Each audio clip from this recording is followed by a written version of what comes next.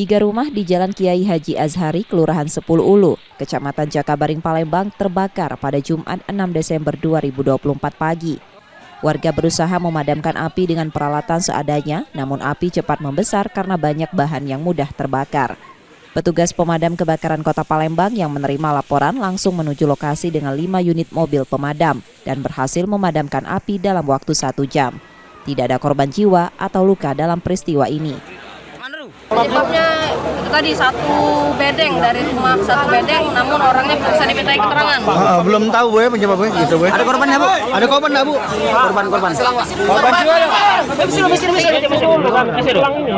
Iya. Korban dalam keterangan dari KPRT-nya masih nihil, semoga masih bertahan nihil. Penyebab kebakaran masih dalam penyelidikan pihak kepolisian. Yudi Kiswanto, Kompas TV, Palembang, Sumatera Selatan.